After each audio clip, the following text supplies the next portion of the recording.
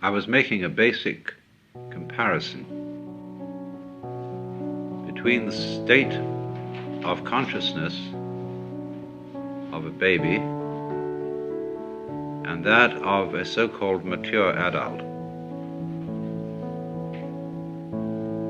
respectively what we would call undifferentiated and differentiated. The adult consciousness being highly selective,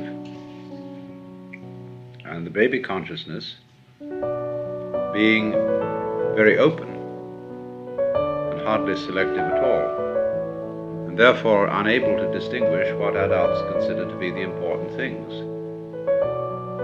which have to do with the conventions and rules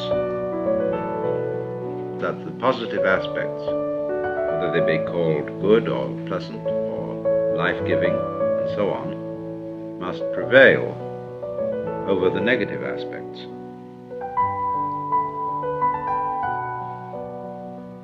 And I went on to show that this contrast between the two views of the world has another marked characteristic. That in the case of the baby who hasn't been trained or told about the difference between himself and all that is defined as other than himself, doesn't distinguish between voluntary behavior and involuntary occurrence. And of course we think this is a very fundamental defect. But if we go back, you see, to a principle that underlies the whole universe with a kind of mathematical exactitude, we see that if we reduce things to the situation of primal simplicity, and we have a primordial self and other situation, that is to say, two balls in space, there is absolutely no way of telling when they move which one of them is moving or which one is still. They must necessarily appear to move mutually. There's no point of reference except each other to determine which is moving and which is still. Now, everything that goes on in the universe is simply a complication of that principle, because the same thing holds true if you multiply the number of balls. You'll see that that primordial principle, that all movement is mutual, still applies. And therefore, the baby's failure to distinguish between the voluntary and the involuntary, the I and the other, is in a way correct. Psychologists, psychoanalysts in particular, make a great deal of this contrast and consider that the baby's view is inferior to the adult's. And if an adult should acquire that view, in psychoanalysis this would be called regression. The point that is missed is that the two ways of looking at things need each other to balance out, and that one needs the baby's view as a basis for the adult view, because if you don't have it, you take the adult view too seriously, get completely carried away by it. And that would be analogous to a person who, in playing poker, loses his nerve because he doesn't realize it's only a game. So he becomes a very bad player. In exactly the same way, we in life are only playing a game. But because we didn't keep the baby view, we can't see it. So what we would call a Buddha view is one that knows both,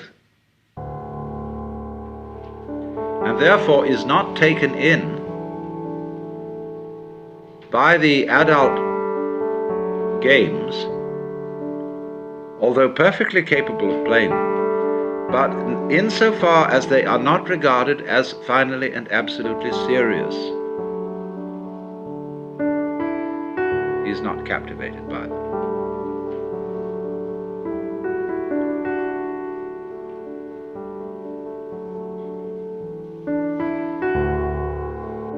Now, therefore, one asks the question, that sounds very interesting, but how do I recapture the baby point of view? And I showed that that was the wrong question, because it arises entirely and exclusively out of the adult point of view. Because the adult point of view involves the fiction that I exist as an agent, independently of everything else that's going on. And so ask, how can I do this? And the important thing is to realize that the feeling of there being this isolated I is part of the game, and it has no fundamental reality, except as a convention. And so long as that isn't clear, we're confused. I reiterated the point that when we ask, to whom must it become clear, or to whom is it not clear, that this too was all part of the illusion of the world that the adult presents to the child. So the only way in which the child's vision can come again is in the realization that the I can't do anything about it at all, and can't even do nothing about it. All possibilities of vision for what we call I myself are out. And this, and of course, is the same meaning that the Christian or the Islamic mystics would say, that the mystical experience is the gift of God, and there's nothing you can do to get it. That's a clumsy way, really, of saying the same thing. Because so long as you are trying or not trying, you are aggravating the sensation of the separate ego. Now that in itself, you see, as I talk about it, presents a certain difficulty. Or one thinks it's difficult. There would be a second difficulty if we were to go on and say, it isn't only the illusion of the ego, but the whole valuation system that we put on the complexity of vibrations we call awareness of life. All the various valuations that are put on this by the social game are maya, that is to say, they are illusory, basically, because it's only in play, as it were, that we say this is good and this is bad, this is advantageous, this is disadvantageous. And so we would go on to say after this, but I cannot imagine anything more difficult than overcoming that hypnosis. I am so enchanted by this system that the idea of treating it as not really very serious seems to me unthinkable.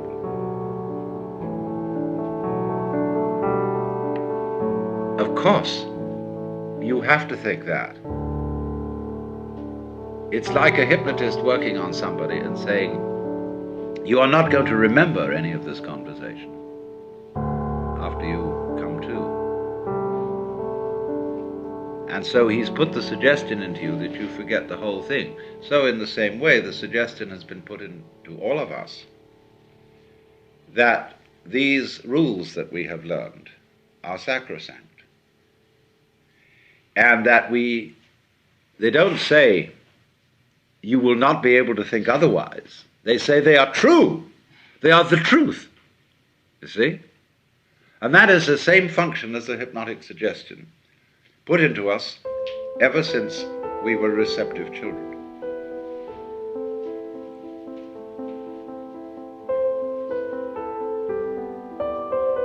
So naturally, it's all part of the conspiracy which we are playing on ourselves. We can't blame our parents for this, because their parents played it on them. And they bought it. And don't forget that time goes backwards. You see? You can't blame this on the past, because now in the present you are creating the values of the past.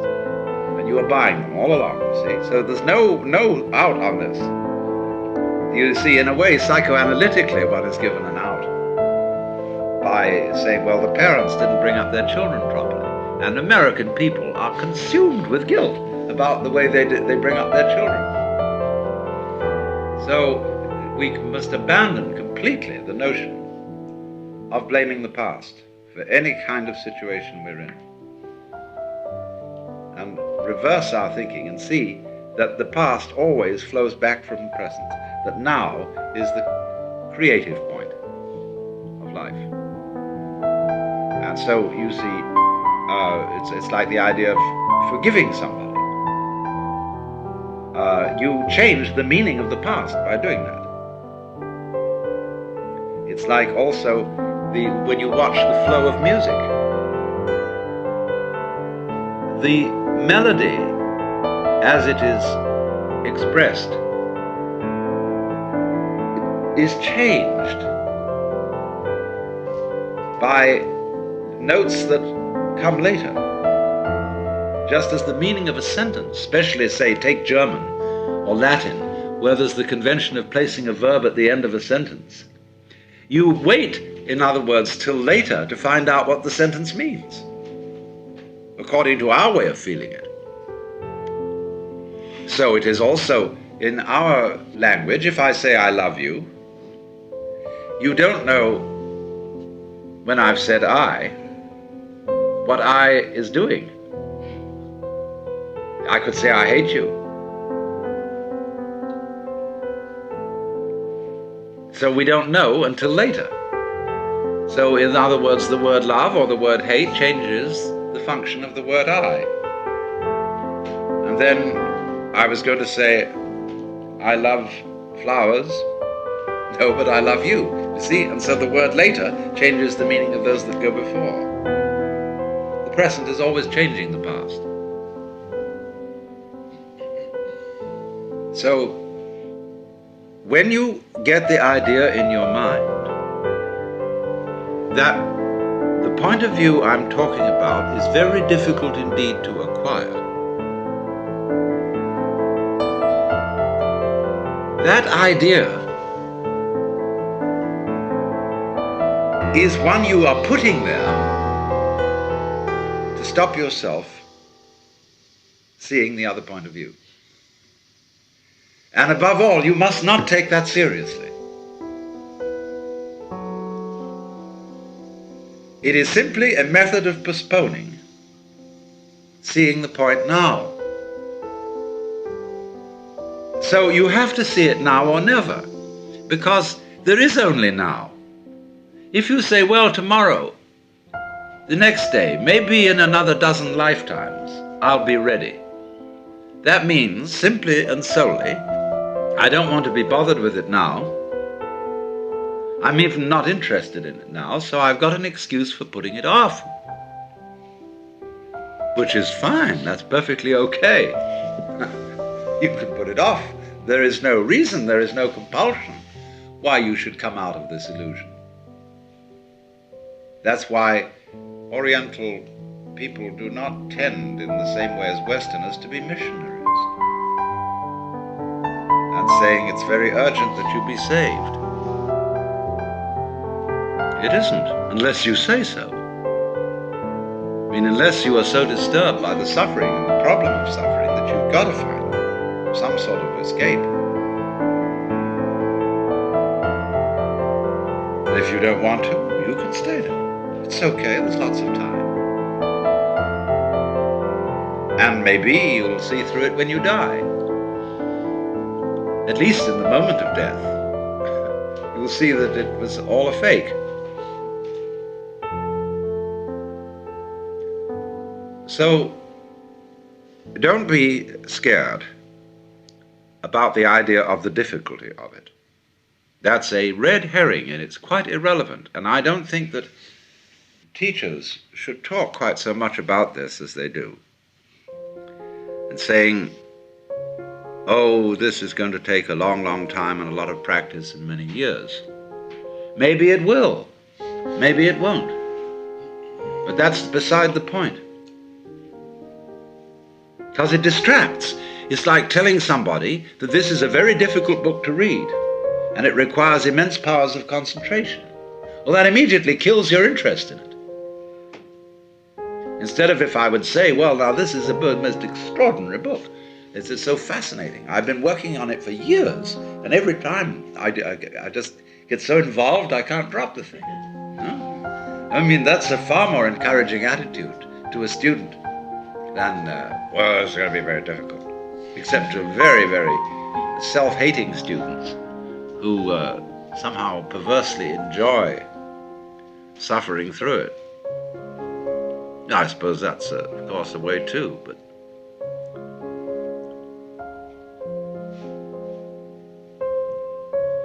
all right, now, if we can see the first part, which is that the ego is purely fictitious, that it is a symbol or image of oneself, plus a sensation of muscular strain occasioned by trying to make this symbol an effective agent, to control emotion, to concentrate, to direct the nervous operations of the organism. Then immediately it is clear that what we have called ourselves, what we have thought of as ourselves, isn't able to do anything at all. There follows this kind of silence, in which there is nothing to do except watch what happens. But what is happening is watching itself. There is nobody apart from it watching it. And so we get into the state of meditation, or as I prefer to call it, contemplation. So then the next problem that arises is, well, what about all the other illusions? Although they are somehow integrated and centered upon the illusion of ego, nevertheless, the whole value system of what is important, what is not important, what is good, what is bad, what is pleasant, what is painful, has to be called in question. Not in order to destroy the whole value system, but in order to see it for what it is.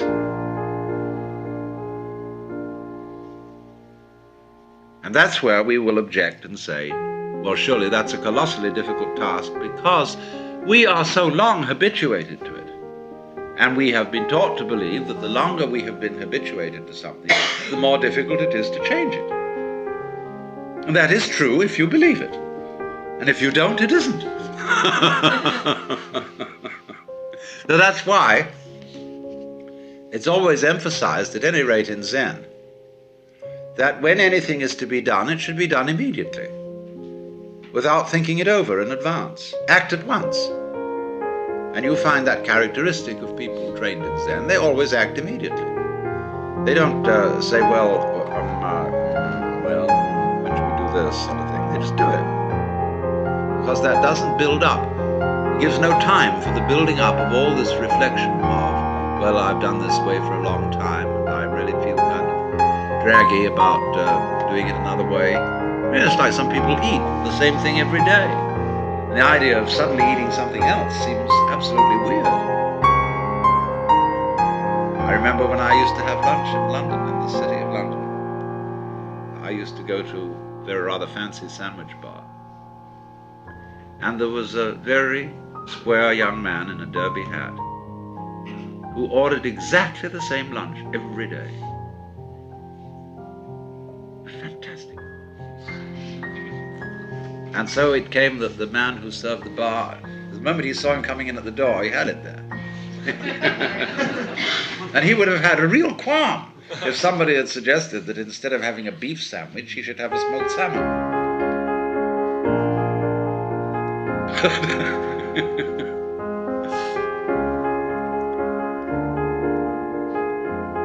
Now then, we get to this. What we are aware of is a complex of vibrations. And we have been conditioned to call them graduatingly good, bad, pleasant, painful. Whereas, as a matter of fact, they are nothing but vibrations. And if you look at any one of them by itself, you won't know where it is. That is to say, if you only know red, you can't see that it's red. You could only know that this is red by contrast with yellow and green and blue and violet. So you don't know that a sound is loud unless you know soft sounds, or you don't know that it's soft unless you know loud. And it is that comparison which gives us the feeling of the spectrum as being varied. Otherwise we wouldn't know. For example, when you watch television, you are actually seeing a single moving point moving over the screen. But it goes so fast that you see it in all these different places having different values of light. But let us supposing there was someone whose retina was not retentive in this way. He would look at the screen and see the moving point of light and say to human beings, I don't see what you see in this.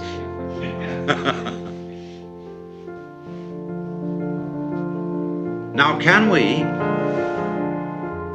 therefore, get back not only to the situation where we see that the ego is a mere construct, but also where we see that all the values we put on the vibrations are arbitrary, and that we get to a position where we see the vibrations simply as the vibrations. And we would say then, well, surely all this is nonsense, which is correct. The universe, is a kind of ba-doo-dee-da, ba-doo-dee-da, ba-doo-dee-da, ba-doo-dee-da, ba-doo-dee-da, and going on in this fantastic way. This is why music can be used as a meditative technique. Because a lot of music is nonsense. It doesn't mean anything. But it can be very interesting. So can you get back again to recollecting from childhood your pleasure in events that from your present point of view you would call entirely meaningless? That you could listen to a sound like twanging metal and it goes boing, boing, boing, boing, and that's fascinating. Boing. It's just boing. And that's all it is. See? Now if you can really get with boing, see, you can see the whole universe in boing. Really. Because every vibration that's possible implies all the others. And so likewise with the candle flame, with the reflection, with grain in wood, anything can, from this child point of view, be completely fascinating. Not because it means anything, but just for what it is that it is shaped so.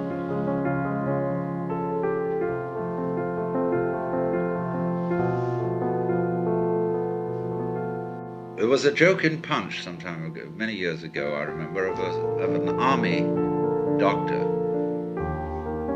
interviewing a private. And the private says, "Every time I shake my leg like this, it hurts." He said, "God damn it, don't shake it." But you know, when one has something that hurts, there's a subtle temptation to keep worrying it. Like if you have a filling out of a tooth, your tongue plays with the empty hole. And children will experiment with pain in this way. It's like a dare. Children are always playing the game of daring each other to do something forbidden. Because the risk of disapproval involved, the calamity that may follow from it, it makes it so exciting.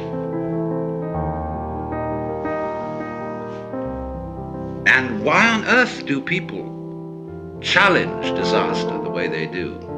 Doing all sorts of wildly adventurous things. Because obviously that gives a taste, a quality to a vibration that is extremely interesting. Why the craving for speed? So on. And it's only if you look very carefully at a vibration that you can see this point.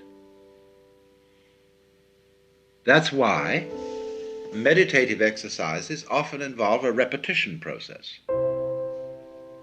Om, or saying a phrase, or doing an act like a mudra, over and over and over again. After a while it becomes meaningless. You can say your own name like the Sufis do, and go on and on and on and on and on, and finally it doesn't mean anything at all. It's just a noise. But it isn't just a noise, you see. The attitude of saying that something is just a noise or just a wiggle is an adult attitude. No wiggle to the child is just a wiggle. To the child, the elemental thing going on is blah. You know, I mean, it's just fantastical.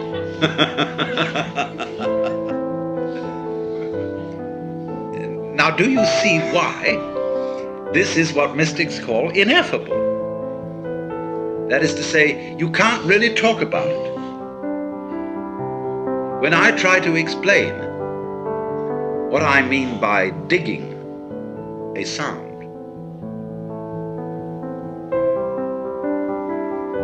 I suddenly realize that I'm not really saying anything. And yet there are states of consciousness in which you can listen to sound and realize that that is the whole point of being alive.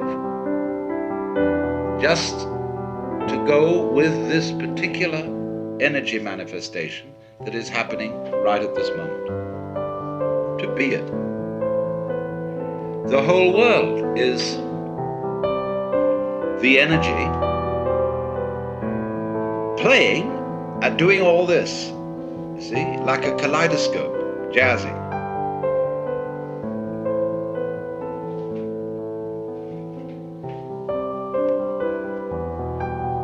So if you watch that, and watch it that way, you will be accused, of course, by those who are guardians of the game of doing something very dangerous. You're going completely crazy. I mean, the number of theological texts I've read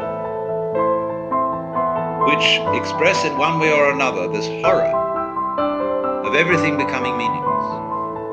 Meaningless life. Tale told by an idiot, full of sound and fury, signifying nothing.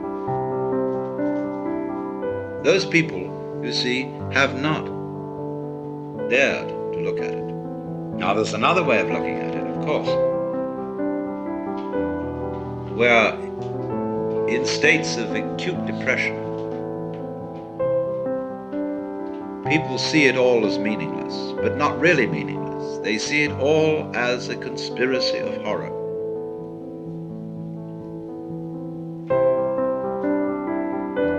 Let's imagine that everything is mechanical.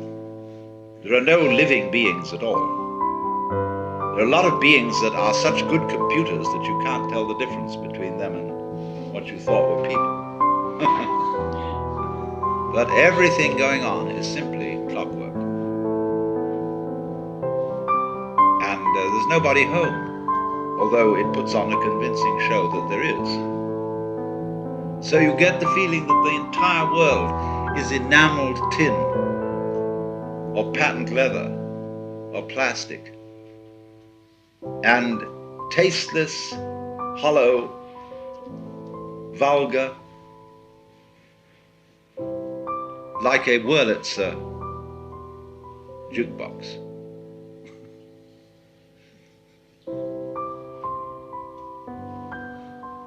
That's a very common feeling of people who get into acute depression. But you see, there is still here a valuation.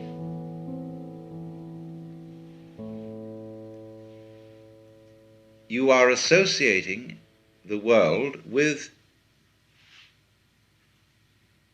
the mechanical as distinct from the organic.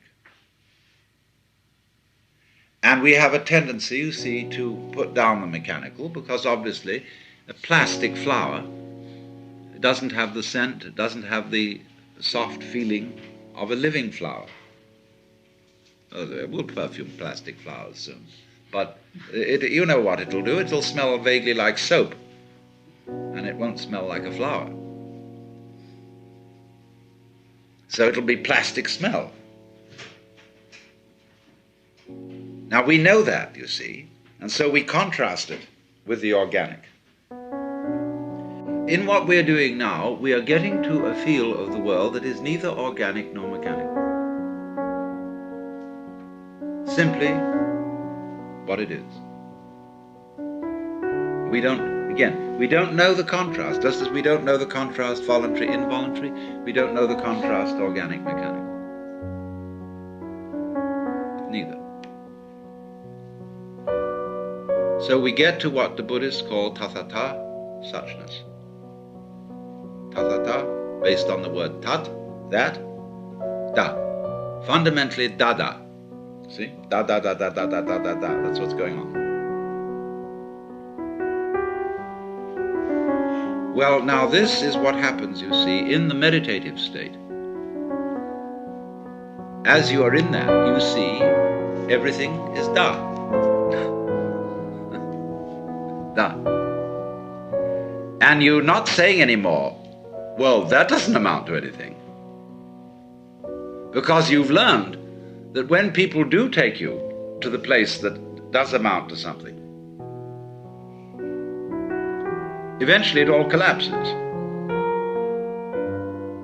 The price of being taken to the place seriously, you see, where it really does amount to something, this at last is the real thing. The price you pay for that, you see, is the horrors about its opposite.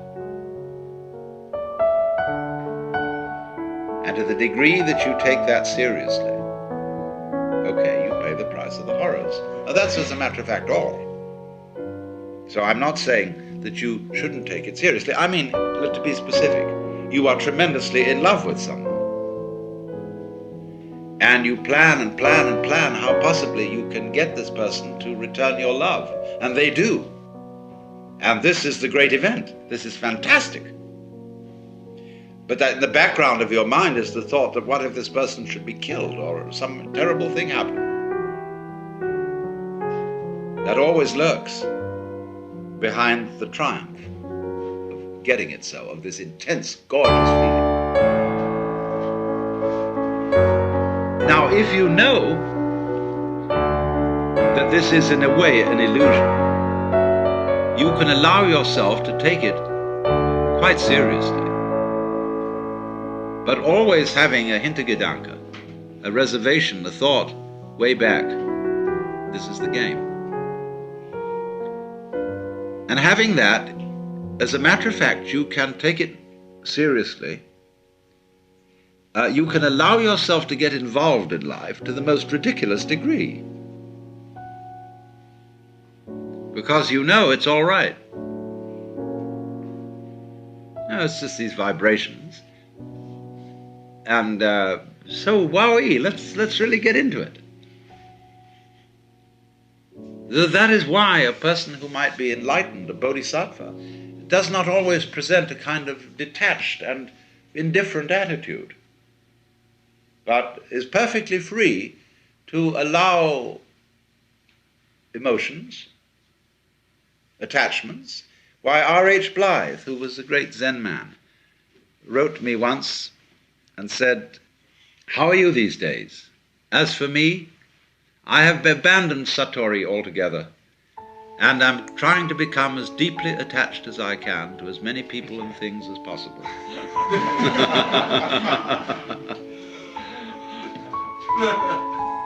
So what I'm pointing out to you is that this basic seeing that it's all da, da, da, provides a possibility for you to become involved in it much more incautiously than you normally are.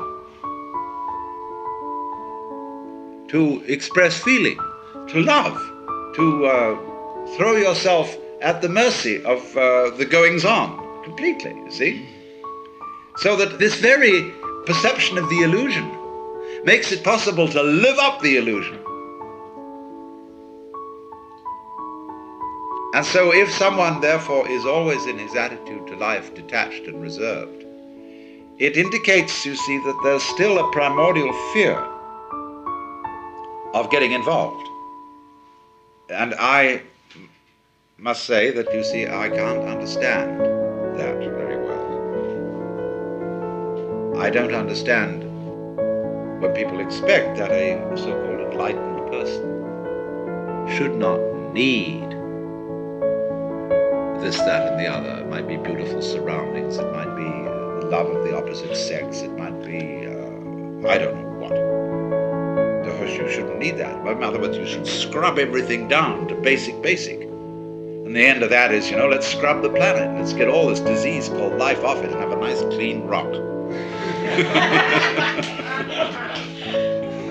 I believe in color. I believe in, if you're going to do anything in the way of the illusory dance, let's live it up. Let's really do it. And let's not take ourselves so damn seriously that we have to be scrubbed all the time of any kind of ornamentation or frivolity. Oh, hooray. But you see what all this is dependent on? All this is dependent upon being able to get back to the point where it's da, da, da, da, da, da, da. Now that's what comes in meditation. Now, don't misunderstand me if I say practice in meditation. Don't be in a state of expectation, working day after day to improve your meditation. Meditation isn't like that. You just do it. But it is true that as time goes on, and you are in that state of silence, you will see this quality of the world. Now, the most difficult pains and problems to deal with are those that are monotonous, whereas you can see the possibility of a kind of ecstatic self-abandonment in a catastrophic agony. What really gets people down are those ones that drag on day after day after day after day, like having to lie with bed sores in a very uncomfortable situation, in traction or something of that kind, or just a perennial difficulty that drips like the water torture every day. Now this is the kind of situation in which meditation shows its value, that you are increasingly in a state of consciousness where the world is babbling. Every one of us has something, you know, that we say we don't like to do. Washing dishes, doing accounts. But when you get into the meditation consciousness, you see that nothing is more important than anything else, or less important. There is no way of wasting time. Because what is time for except to be wasted?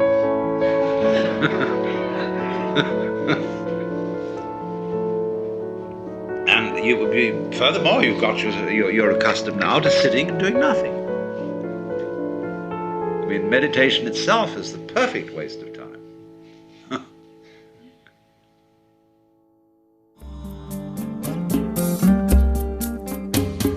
Out of Your Mind now continues with the next lecture from the Inevitable Ecstasy lecture series.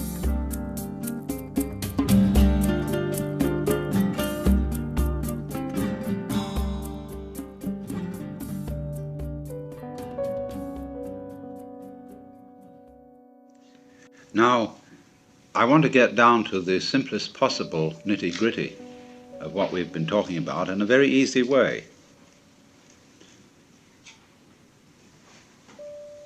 To ask ourselves the question, quite fundamentally, what's all the trouble about? In other words, what is your state of mind when you contemplate the possibility of everything becoming nothing? All right, so the universe is a transitory system, like a bubble, like smoke, like foam on the water. And so, how easy? Just go along with it, dissolve. So, what's the problem?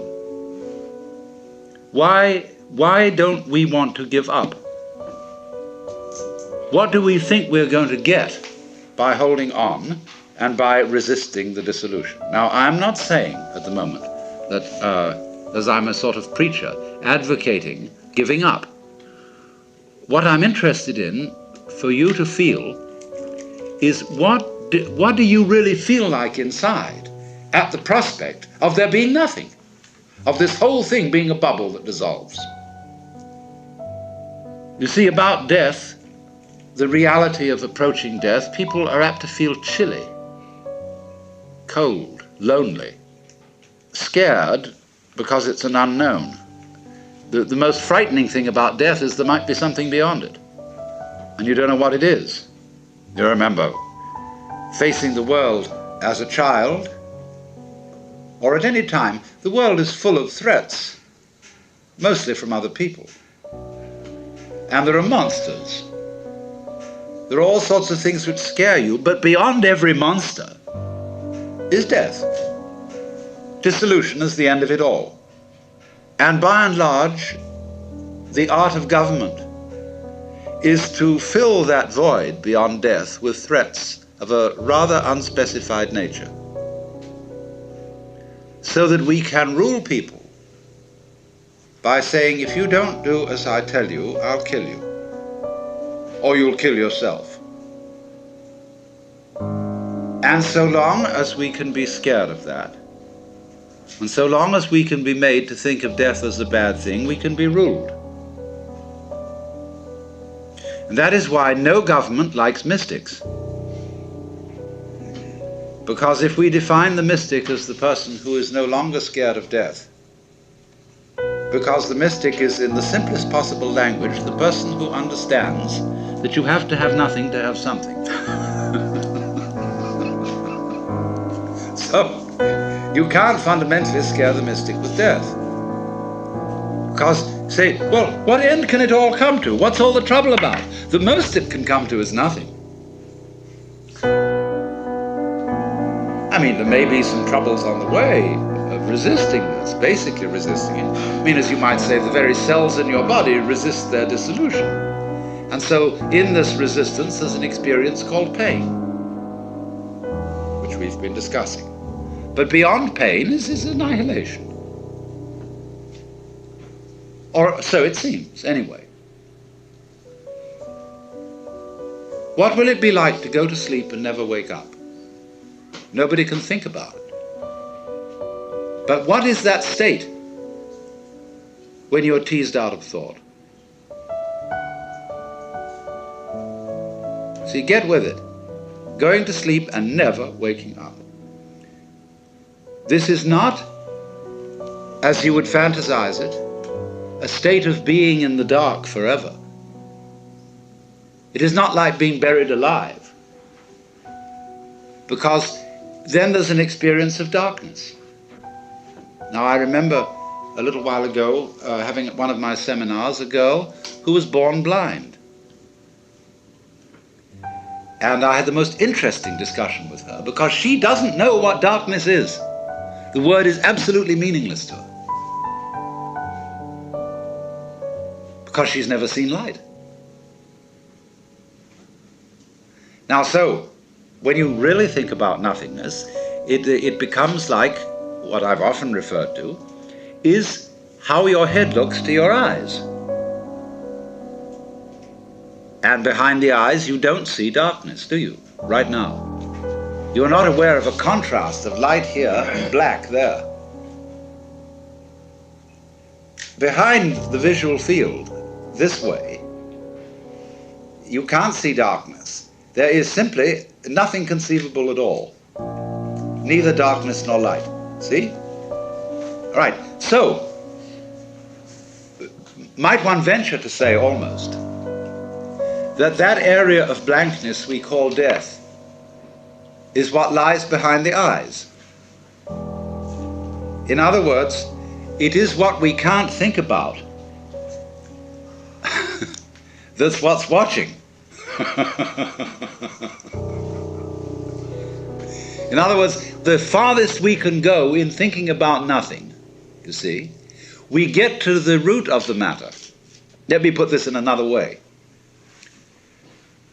The world is form. Now, you cannot look for the origin of form in form. Because what you would get then would be a universe where you couldn't make out any form at all because there was so much of it. It would be like writing a letter on top of a newspaper and then putting a picture over that, and then doing something else until there wasn't a single square millimeter of paper left, of blank paper. Nobody could read anything. But one can read, one can see form, one can see the world, simply because there's always emptiness behind it. So you see, in this way, emptiness being the mother of form. And you can always say, yes, only the form is there, that's all that's real. But that is only saying it's all that is figure. What about background? It always has to be there. So let's go on then into our visualization, our imagination. Use your imagination for all it's worth. To think yourself into the fact that this whole sense of importance, of vitality, of aliveness, of being, is simply a sudden experience which was nothing before it started and will be nothing after it's over. That is the simplest possible thing you could believe in. It requires no intellectual effort, nothing. Supposing that's the way it is. Now I repeat,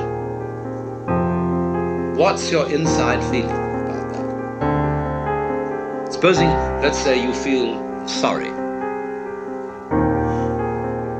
For whom is the sorrow? Who, when it's all over, will there be to feel sorry? You say, I regret now that this thing is going to come to an end. But when it's come to an end, nobody will either regret or be happy about it. That will be that. So in a way you can say, well, this feeling of sorrow that I have that it's going to come to an end is really rather irrelevant, because let me look at the thing from the other direction. Supposing it never would come to an end. In other words, here is this alternation of joy and sorrow. And however happy I am today, I'm always going to feel miserable later on. And then maybe happy again, but then after that miserable. And this is never going to stop. I just can't get rid of the damn thing. Well, that's pretty depressing, isn't it? I mean, when you think it through.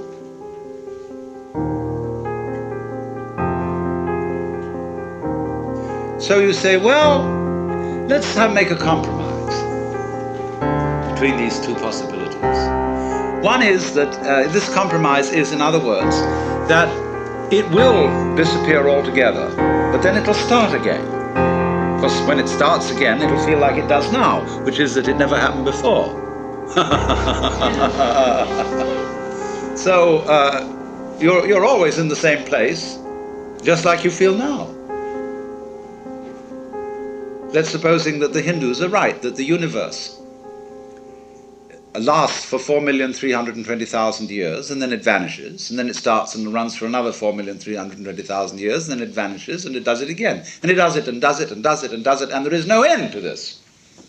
But fortunately, because of the forgettery, every 4,320,000 years, it doesn't become a totally insufferable bore. There is this blank space, this trough between the crests of the waves. You see? Now the Hindus thought about that, and they got tired. And they thought about the possibility of moksha, liberation, or nirvana, from the everlasting cycle of appearing and disappearing. But then when they'd thought that through, the Buddhists, for example, having really said, now we've got the trick. As the Buddha said after his enlightenment, now I've found you out, you who build the house. I'm going to take the house apart. The roof beam is brought down. Desire is the builder of the house. See, I've found you. Never again shall you build it. And the Buddhists thought that one over. They asked, they're crazy. We found a way out of samsara, of the wheel of birth and death. And somebody one day said, but, isn't that rather selfish? You get yourself out. What about all the other people? Don't you have any feeling of compassion? Oh yes, they said, of course. We forgot that, didn't we?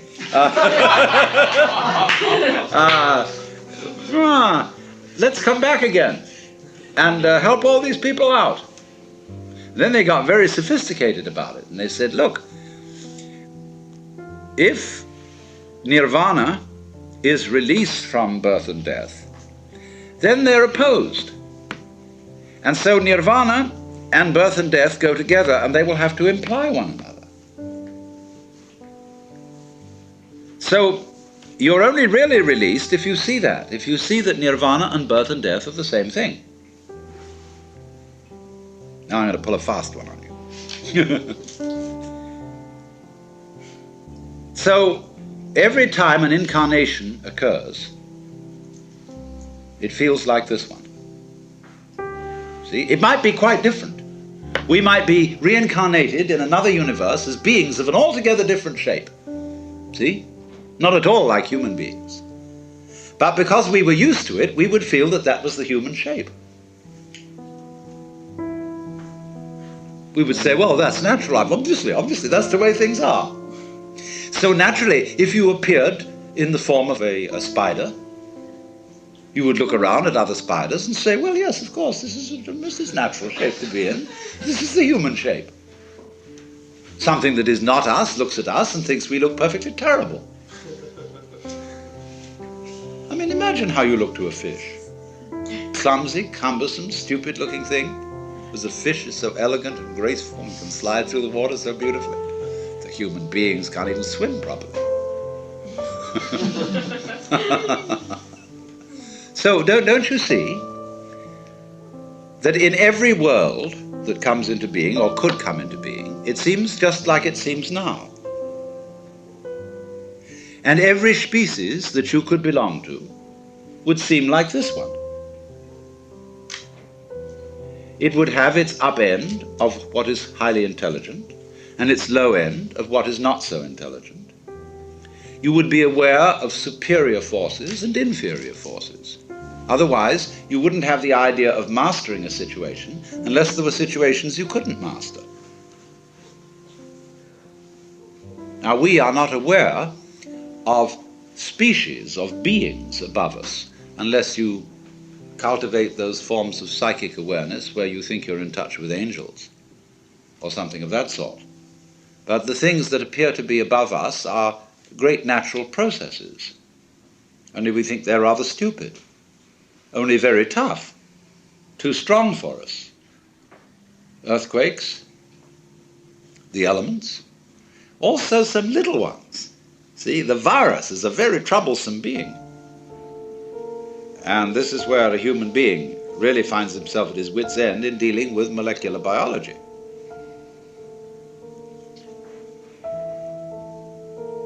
So, you know, if the monsters don't get you, the minsters will. The insects, you see? But at any rate, whatever level you're on, it always appears to be the same one. Now, we, therefore, naturally, don't we feel we're in the middle. We feel, for example, with the telescope that there is a world greater than us that is infinitely greater. We feel with the microscope there's a world below us that's infinitely smaller, and we seem to stand in the middle. Of course you seem to stand in the middle. Every creature stands in the middle, because if you stand on a boat in the middle of the ocean and you turn around through an angle of 360 degrees, you will see the same distance in every direction. That's because you see. And your sensitivity to sight or the intensity of light is the same in every direction. So you're in the middle. You're always in the middle. Where else would you be? In other words, anything that perceives anywhere is always in the middle. Anything that grows anywhere is always in the middle. It's betwixt and between. And the middle always has, therefore, extremes. It has extremes in space. As far west and as far east as you can think. As far on and as far back. And there's always a beginning and there's always an end. Just as there's a left and a right. Or a top and a bottom.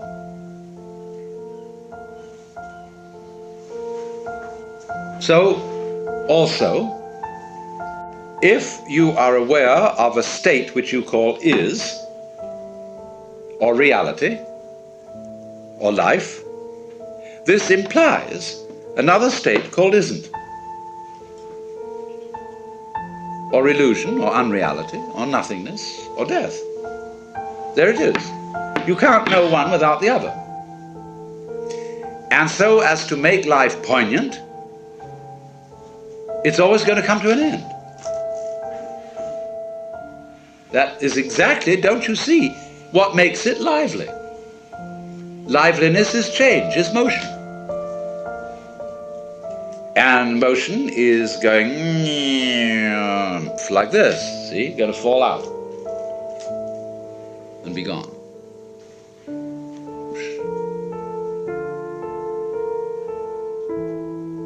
So, you see, you're always at the place where you always are. Only it keeps appearing to change. And you think, wowee, a little further on we'll get that thing. I hope we don't go further down so that we lose what we already have. But that is built into every creature's situation, no matter how high, no matter how low. So, in this sense, all places are the same place. And the only time you ever notice any difference is in the moment of transition. When you go up a bit, you gain. When you go down a bit, you feel disappointed, gloomy, loss. You can go all the way down to death. Somehow, there seems to be a difficulty in getting all the way up. Death seems so final. Nothingness seems so very, very irrevocable and permanent. But then if it is, what about the nothingness that was before you started? So don't you see? What we've left out of our logic, and this is part of the game rule of the game that we're playing, the way we hoodwink ourselves is by attributing powerlessness to nothingness. We don't realize that is a complete logical fallacy. On the contrary, it takes nothing to have something. Because you wouldn't know what something was without nothing. You wouldn't know what the form is without the background space. You wouldn't be able to see anything unless there were nothing behind your eyes. Now imagine yourself with a spherical eye. You can see all around. Now what's in the middle? See? Even if I have all this behind me in view, suddenly I will find that there is something in the middle of it all. There's a hole in the middle of reality. Like now, there seems to be not so much a hole but a wall, but any animal which had eyes in the back of its head would have the sensation I'm describing. Now, you may say to me, well, all that's wishful thinking. Because when you're dead, see? Now, wait a minute. What's that state of consciousness that talks in that way? This is somebody saying something who wants to make a point. Now, what point does that sort of person want to make? Like when you're dead, see? Why, that's one of the people who want to rule the world. It's to frighten you about death. Death is real, see? I mean, don't indulge in wishful thinking. All you people who dream of an afterlife and heavens and gods and mystical experiences and eternity, oh, you're just wishy-washy people. You don't face the facts. What facts? How can I face the fact of nothing, which is by definition not a fact? You see? All this is twaddle, from whichever way you look at it. So if you really go the whole way and see how you feel at the prospect of vanishing forever, of all your efforts and all your achievements and all your attainments turning into dust and nothingness, what is the feeling? What happens to you? It's a curious thing that in the world's poetry, this is a very common theme. The earthly hope men set their hearts upon turns ashes, or it prospers, and anon, like snow upon the desert's dusty face, lighting a little hour or two, is gone. All kinds of poetry emphasizes the theme of transience. And there's a kind of nostalgic beauty to it. A banquet hall deserted. After the revelry, all the guests have left and gone their ways. The table with overturned glasses, crumpled napkins, breadcrumbs, and dirty knives and forks lies empty. And the laughter echoes only in one's mind. And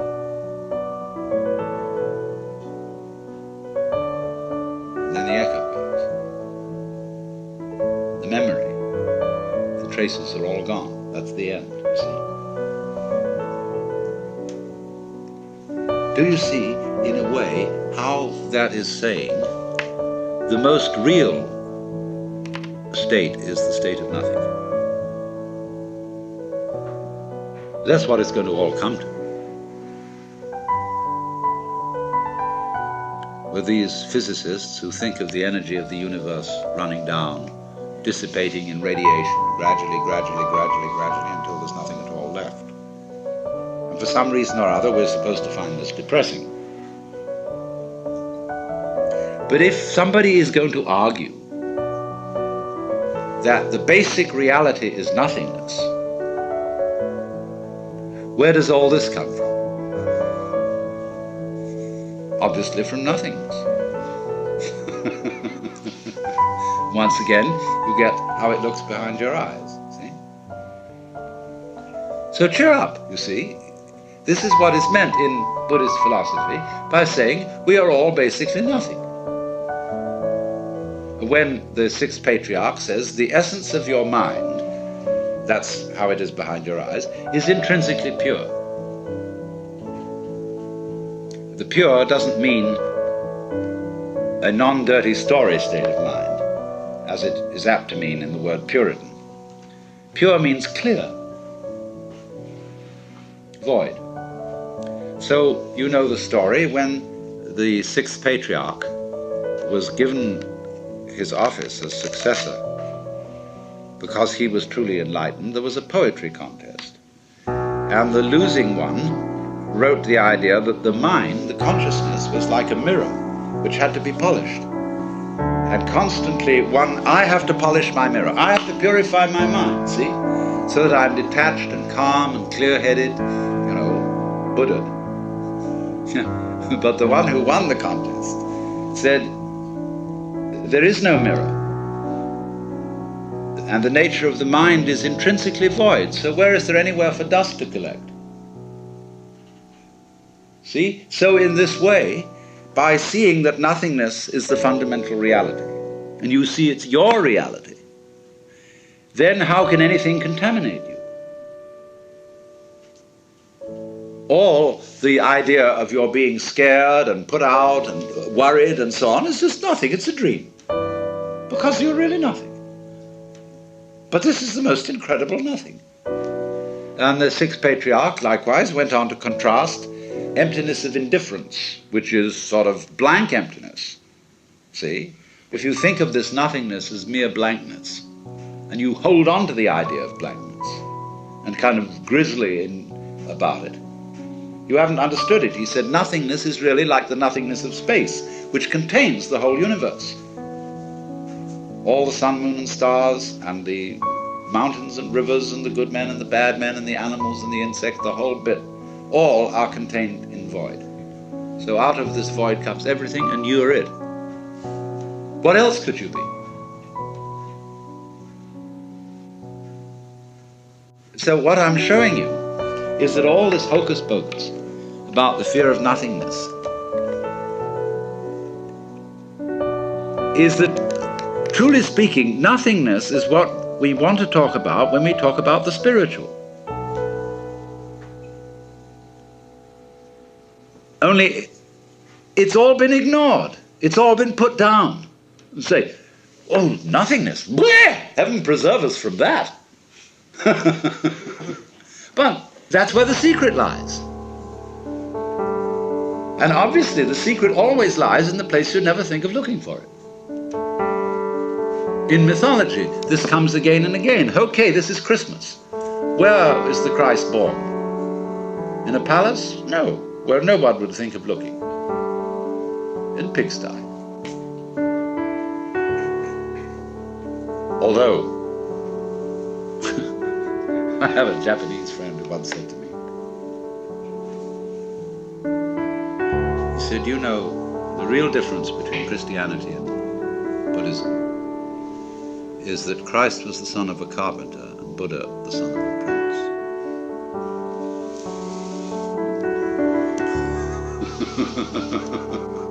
I thought that was rather funny.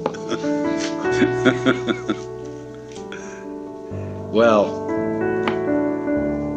we don't know who the prince is without the carpenter, do we?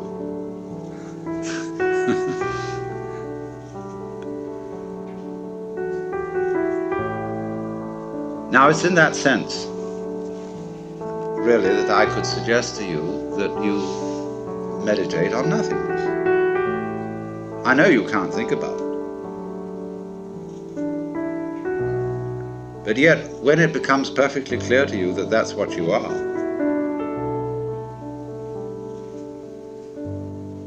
and what you were before you were born,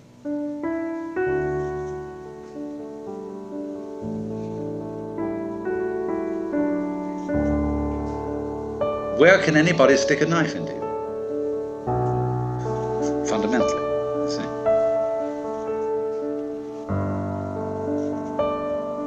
All right. Get it, because this is really the secret of the whole thing. If you see that, now we want to go on and be able to answer all the people who will come and bug us about it. Because whether you say anything about it to other people or not, people are going to bug you about this. And say, oh, no. You really are something. You know, you'll know it. Wowee. You know, the life isn't the way you think. It's going to be awful. See? It'll be real. Ooh. And they'll say, oh, you can. Where in such a philosophy as this is there any basis for the love of one's fellow man? For joy in children, for cultivating gardens, for doing this and that and the other. See? Well, I say, there is no basis in it. That's the same way there is no basis in emptiness for form, or so it seems. But only precisely to the degree that you have discovered the nothingness that you are. You find you're suddenly full of energy. That is energy. It's the source and origin of energy. So that when, you know, there's sort of nothing in your way, then you can do exactly what I was describing as having this glee for going into doing this, that, and the other thing, and being thoroughly creative. But you can't be creative out of just plain somethingness. You need nothingness to be creative.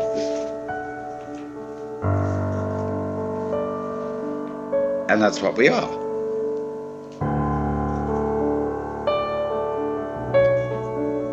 And this too is real nothingness. And I think it's not darkness. It's not like being buried alive forever. It's not like rest. Even when the Catholics sing, rest eternal grant unto them, O Lord, and let light perpetual shine upon them. This isn't rest, because it isn't motion. Neither motion nor rest. What is it? Nobody can imagine. And it's at that point you see where the imagination completely runs out and stops. There we've hit the thing. See, there you are, right at the fundamental mystical reality. Now, what this is we're talking about is what mystics have quite often discussed. This isn't read very much. It's a state called agnosia, which means unknowing. There's a book called The Cloud of Unknowing, written by an English monk in the 14th century, but it's based on another book called Theologia Mystica, which was written in the 6th century by an unknown Syrian monk who used the name of Dionysius the Areopagite. It's absolutely fascinating, very short little book, which I translated long ago, back in 1943, and I'm about to reissue it. But this book ends up with a description of God, which is all in negatives. Not any kind of anything you can imagine at all. Not light, not power, not spirit, not fatherhood, not sonship, not this, that, and the other, all the way down the line. Everything that anybody's ever said or thought about God is denied. Because God is infinite and therefore beyond the reach of any conception at all.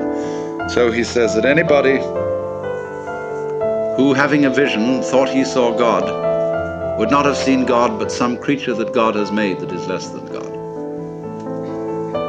So again, we approach in a Christian context, said in such a way that even St. Thomas Aquinas bought it. That you can't impute heresy to it. Because everybody's got to agree that God is the which than which there is no whicher, and this guy spells it out. So in the same way you get Nagarjuna saying that the ultimate reality is shunyata, voidness. So Shankara gets at it where he says, that which is the knower or the knowing in everything can never itself be an object of its own knowledge, for fire doesn't burn itself, although it burns other things. So we never know what the Brahman is, just like the eyes don't ever see the head.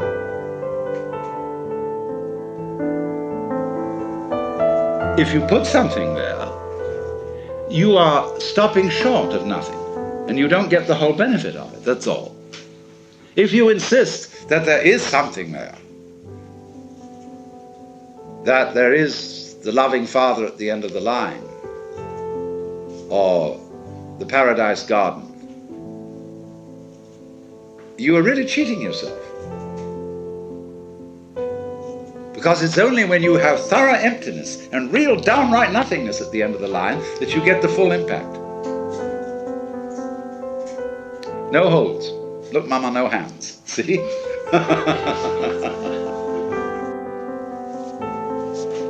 Now, I really think that's the simplest thing I can possibly tell you.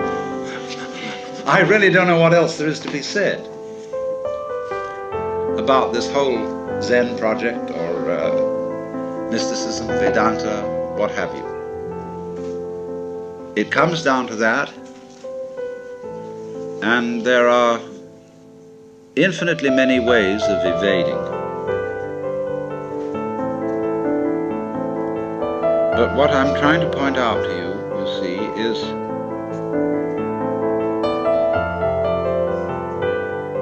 the way in which you see the point by taking the line of least resistance, by facing the facts, by not super-adding to truth something you contribute to it, your own business that you put up.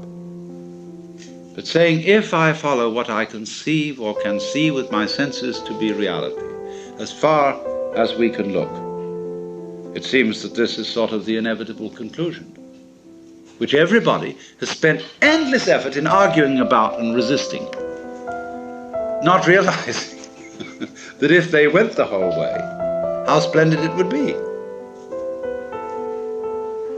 And that's all you have to do.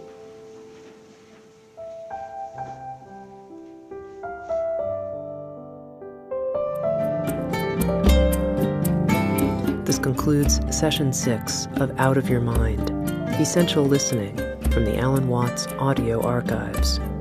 Our program continues with Session 7.